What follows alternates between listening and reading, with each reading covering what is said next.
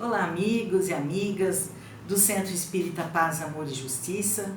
Espero que estejam todos bem, é o meu desejo. E eu trago mais um capítulo do livro Pão Nosso, o Espírito Emmanuel, através da psicografia de Chico Xavier. Ele nos traz um versículo que nós vamos encontrar no Evangelho de Mateus, no capítulo 20, é o versículo 28, em que Jesus fala aos seus discípulos: bem como o Filho do Homem não veio para ser servido, mas para servir. Bem como o Filho do Homem não veio para ser servido, mas para servir. Emmanuel, na sua análise em relação a esse versículo, ele diz: em companhia do espírito de serviço estaremos sempre bem guardados. Então, todos aqueles que se disponibilizam a servir estão sempre amparados pela espiritualidade. A criação inteira nos reafirma esta verdade com clareza absoluta, diz Emmanuel na lição. Dos reinos inferiores às mais altas esferas, todas as coisas servem a seu tempo. Aqui, meus amigos, assim como Jesus, Emmanuel traz a natureza como nosso modelo, como nossa referência. Ele traz como exemplificação da presença do trabalho, envolvendo todas as obras da criação. Ou seja, tudo aquilo que Deus criou tem aqui um objetivo que muitas vezes nós ainda não conseguimos alcançar, nós ainda não conseguimos compreender. E Emmanuel continua dizendo: a lei do trabalho, com a divisão e a especialização nas tarefas, prepondera nos mais humildes elementos, nos variados setores da natureza. Essa divisão de trabalho, especialização nas tarefas, meus amigos, nós vamos encontrar, se nós observarmos a natureza, em relação às abelhas, às formigas, o cupim, né, nós até aprendemos isso na escola, a divisão de trabalho, cada um sabe exatamente o que tem que fazer. São especializações que cada criatura traz. E dentro da natureza, o equilíbrio só é mantido se cada uma dessas criaturas fizerem aquilo que lhe foi proposto por Deus. Então, observem, ele continua dizendo assim, que nós podemos falar um pouquinho mais. Se nós tirarmos da natureza, por exemplo, os sapos, que se alimentam naturalmente de insetos, como os gafanhotos, haverá um desequilíbrio na natureza. Um desequilíbrio porque todo ser vivo, ele traz na cadeia alimentar o seu predador natural. Se nós retirarmos os sapos, os gafanhotos, por exemplo, como insetos, eles terão toda a liberdade na sua reprodução e não terá mais nada que equilibre essa reprodução. Então haverá um aumento excessivo nos nascimentos dos gafanhotos, atuando então sobre a lavoura, sobre toda a vegetação, e vai chegar a desequilibrar o próprio homem. Observe então, meus amigos, que tudo na natureza desempenha um papel, ou seja, executa um trabalho. E Emmanuel, referindo-se à divisão de trabalho, ou seja, das diferentes funções desempenhadas na natureza, ele tem como objetivo mostrar a nós, como humanidade, que nós temos ao nosso lado a natureza que deve servir de referência para as nossas atitudes, para as nossas escolhas. E Emmanuel continua dizendo: esta árvore curará enfermidades, aquela outra produzirá frutos.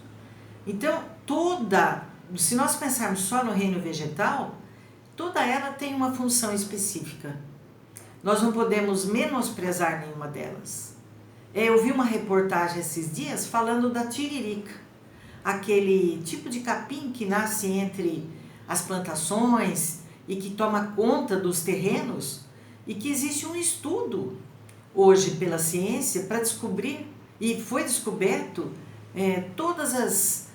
o potencial de sais minerais, de substâncias químicas que a tiririca produz. Fala inclusive do tamanho da batata, que ela tem uma batatinha, essa batatinha tem uma reserva alimentícia muito grande e que eles estudam como uma alimentação para os astronautas pela quantidade, pelo espaço pequeno que elas ocupam e a quantidade enorme de nutrientes que ela traz. Então, aquilo que aos nossos olhos parece que não tem função é nossa ignorância ainda, né? E ele continua dizendo: há pedras que contribuem na construção do lar. Outras existem calçando os caminhos, direcionando aqui as diversas funções que tudo que existe na natureza exerce e que aos nossos olhos ainda não conseguimos alcançar. E Emmanuel continua dizendo: o Pai forneceu ao homem, ao Filho homem, a casa planetária.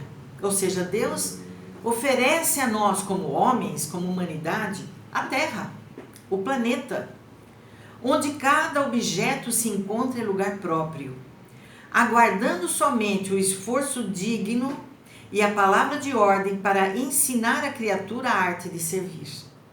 Então, se nós tivéssemos olhos de ver como Jesus ensinava, nós conseguimos visualizar na natureza as diferentes atividades, as diferentes funções, e que o homem poderá utilizar-se deste material que está à sua volta com respeito, com dignidade, porque ele vai aprendendo com a própria natureza que tanto as pedras, né, as rochas, os seres inanimados, assim como tudo aquilo que tem vida, está a serviço do homem, mas também está como modelo para que o homem aprenda a servir aqueles que estão à sua volta, os que são seus iguais.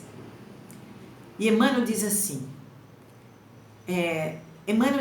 no livro Fonte Viva, ele exemplifica esta fala, quando ele diz que a natureza em toda parte é um laboratório que elege o espírito de serviço por processo normal da evolução. Quer dizer, para que nós possamos evoluir, nós temos que estar a serviço do próximo, a serviço da natureza, na sua conservação, no respeito a todo aquilo que está à nossa volta, e estarmos sim como a serviço de Deus aqui na Terra. Os olhos atentos observam a cooperação e o auxílio nas mais comuns manifestações dos reinos inferiores. Aqui fazendo uma referência ao reino vegetal, ao reino animal. A cova serve a semente, veja, ele está falando do ser inanimado, que a cova, a terra, recebe a semente. A semente enriquecerá o homem, mostrando uma cadeia de serviços executados. O vento ajuda as flores no processo de inseminação, permutando-lhe os princípios da vida. As flores, por sua vez, produzirão frutos abençoados. Os rios confiam-se ao mar, e o mar faz a nuvem fecundante. Ele está dizendo aqui, falando do trabalho do mar, além de ser uma fonte de alimento, através da sua evaporação ele vai formar a nuvem que vai gerar a chuva. Veja o encadear de serviços que nós observamos na natureza. Aí, voltando à lição do livro Pão Nosso, Emmanuel continua nos dizendo: se lhe foi doada a pólvora destinada à libertação da energia, e se a pólvora permanece utilizada por instrumento de morte aos semelhantes, isto ocorre por conta do usufrutuário da moradia terrestre. Porque o Supremo Senhor em tudo sugere a prática do bem, objetivando a elevação e o enriquecimento de todos os valores do patrimônio universal. Olha que parágrafo! Ele está dizendo que o homem, quando chega até ele os recursos que estão disponíveis na natureza, permitido por Deus, e ele não faz bom uso disso, a culpa não está no material, a culpa está no livre-arbítrio, na natureza que o homem ainda abraça.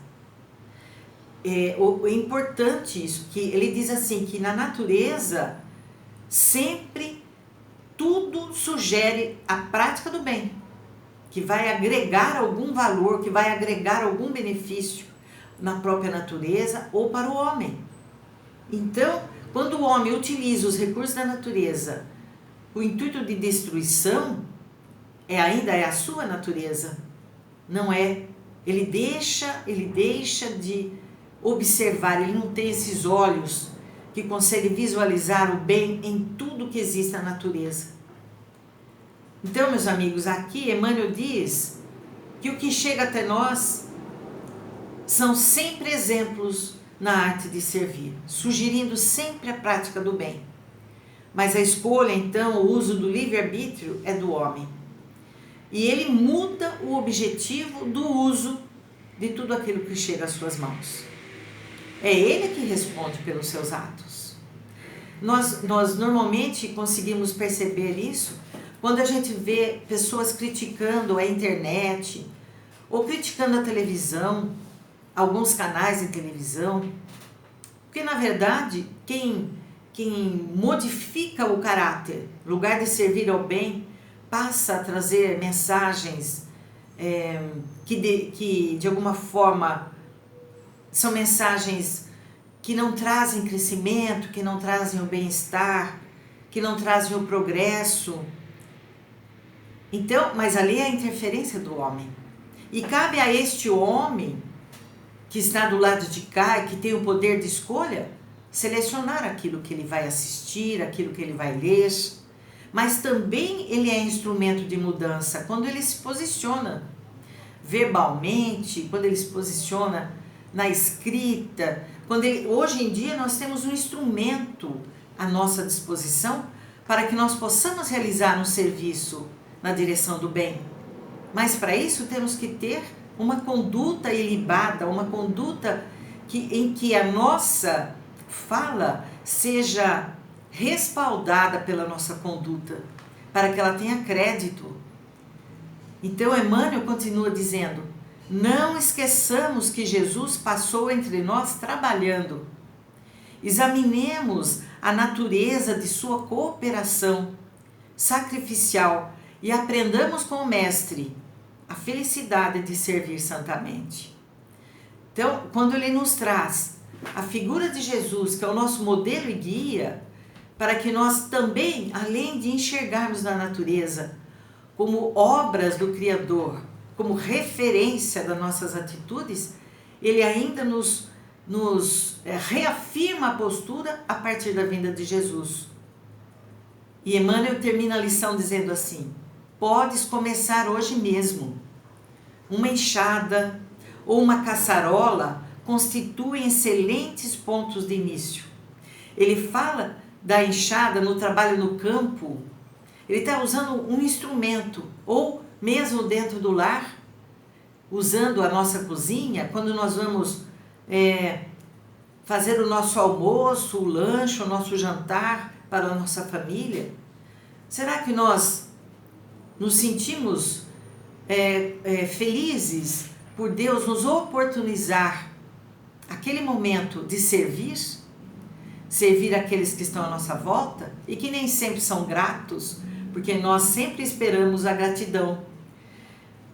E ele diz assim: se te encontras enfermo, de mãos inabilitadas para a colaboração direta, podes principiar mesmo assim, servindo na edificação moral de teus irmãos.